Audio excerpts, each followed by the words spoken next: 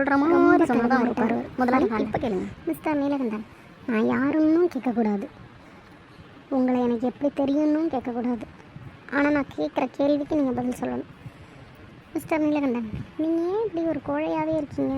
Sir, நினச்ச அப்பா அம்மாவுக்கு நான் பிறக்கல, கிடைச்ச அப்பா அம்மாவுக்கு தான் நான் பிறந்தேன். கிடைச்ச அப்பா அம்மாவுக்கு பிறந்ததுனால நினச்ச குழந்த பருவம் கிடைக்கல, கிடைச்ச குழந்த பருவம் தான் கிடைச்சிச்சு. கிடைச்ச குழந்த பருவம் கிடைச்சதுனால நினச்ச பள்ளிக்கூடத்தில் படிக்க முடியல, கிடைச்ச பள்ளிக்கூடத்தில் தான் படித்தேன். கிடைச்ச பள்ளிக்கூடத்தில் படித்ததுனால நினச்ச உத்தியோகம் கிடைக்கல, கிடைச்ச உத்தியோகம் தான் கிடைச்சது. கிடைச்ச உத்தியோகம் கிடைச்சதுனால நினச்ச கொண்டாடி கிடைக்கல, கிடைச்ச கொண்டாடி தான் கிடைச்சிச்சு. அதுக்கப்புறம் எப்படி சார் என்னால் வீரனாக இருக்க முடியும்?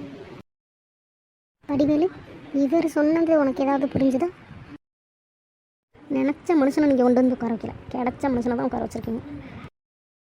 கிடைச்ச மனுஷனை உட்கார வச்சதுனால நீங்கள் நினச்சபடிலாம் அவரால் பேச முடியாது, அவருக்கு கிடைச்சபடி தான் அவர் பேசுவார். அதெல்லாம் நீங்கள் பொறுத்துக்கிட்டு தான் ஆகணும். ஆமாம், கரெக்ட் மிஸ்டர் நீலகண்டன்.